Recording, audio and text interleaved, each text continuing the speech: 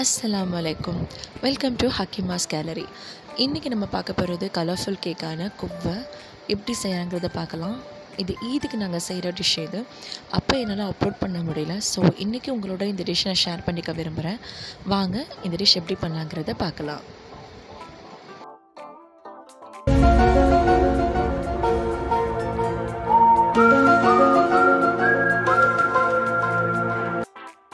இந்த குவ்வை ரெசிபி செய்கிறதுக்கு ஒரு கப் மைதா மாவு, அரை கப் சீனி, 1/2 டீஸ்பூன் சோடாப்பு எடுத்துக்கிறேன்,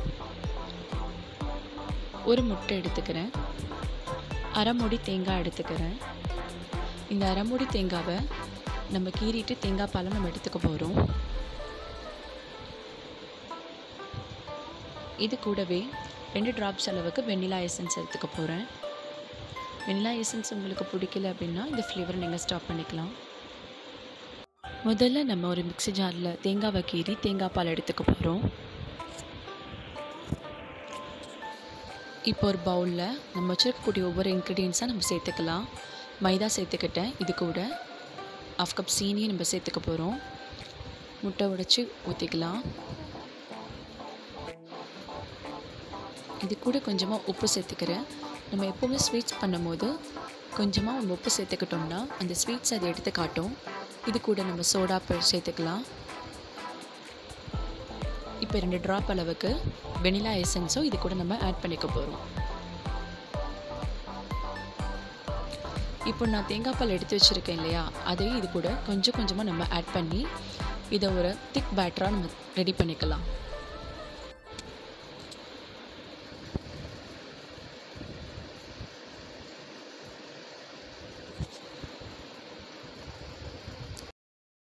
இப்போ இந்த பேட்டரை எந்த ஒரு லம்ஸும் இல்லாமல் நம்ம கலந்துக்க போகிறோம். நம்ம தேங்காய் பால் கொஞ்சம் கொஞ்சமாக தான் இதில் சேர்க்கணும். ஸோ அப்போ தான் நம்ம ஈஸியாக நம்மளால் ஈவனாக நம்ம கலக்க முடியும். ஸோ இந்த கன்சிஸ்டன்சி அளவுக்கு வந்திருக்கு எனக்கு. இப்படி தான் இருக்கணும். ஸோ ரொம்ப தண்ணியாகவும் இல்லாமல் ரொம்ப கெட்டியாகவும் இல்லாமல் இருக்கணும். இப்போ ஒரு பேனில் நான் நெய் தடவி இதை ரெடி பண்ணிக்கிறேன். ஸோ எனக்கு இப்போ இந்த பேன் ரெடி ஆகிட்டு நான் இப்போ ஒரு இட்லி சட்டியில் தண்ணி விட்டு மூடியை கவுத்துட்டு நம்ம ரெடி பண்ணி வச்சுருக்கக்கூடிய இந்த பேனை வைக்கிறேன். இதில் உள்ள நெய் நமக்கு கொஞ்சம் உருகணும்.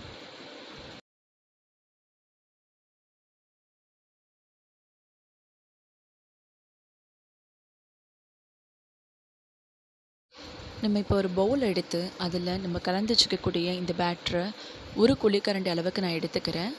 இது கூடவே நான் ஒரு பிஞ்ச் அளவுக்கு தான் ஃபுட் கலர்ஸ் ஆட் பண்ணிக்கிறேன். ஸோ உங்களுக்கு என்னென்ன கலர்ஸ் அவைலபிளாக இருக்கோ அதை நம்ம ஒன் பை ஒன்வாக ஒரு பேட்ச்க்கு நம்ம இதில் கலந்துக்க போகிறோம். நான் ஃபர்ஸ்ட் வந்து ஒரு க்ரீன் கலர் எடுத்து இதை மிக்ஸ் பண்ணி காட்டுறேன். இப்போ நம்மளுடைய பேன் வந்து உள்ள நெய் வந்து நல்லா உருகிட்டு இப்போ இந்த மிக்சர்ஸ் அதில் சேர்த்துக்கலாம். இதை ஒரு சேர்த்துட்டு நம்ம ஒரு 5 மினிட்ஸ் மட்டும் இதை வேக வைக்க போகிறோம்.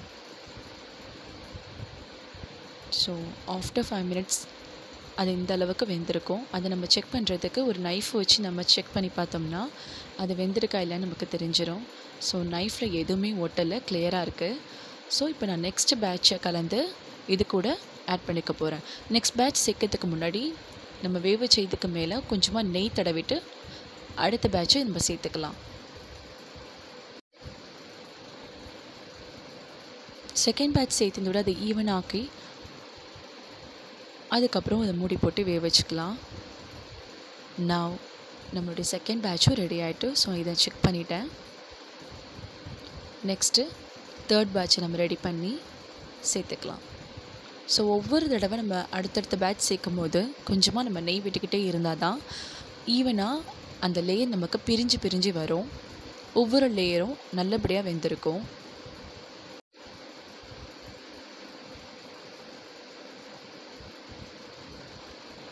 நெக்ஸ்ட் நான் தேர்ட் பேட்சை சேர்த்துக்கிறேன்.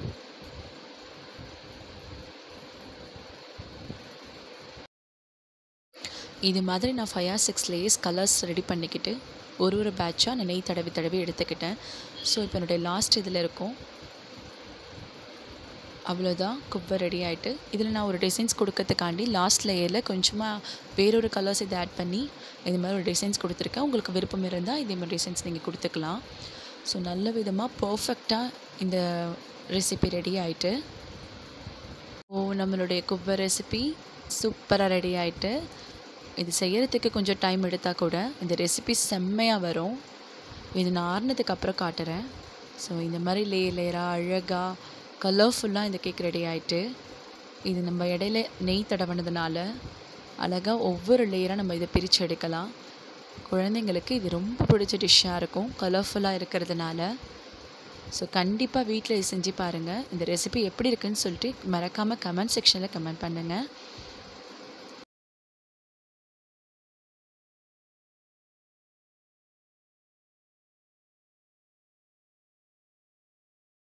Thank you so much for watching this video.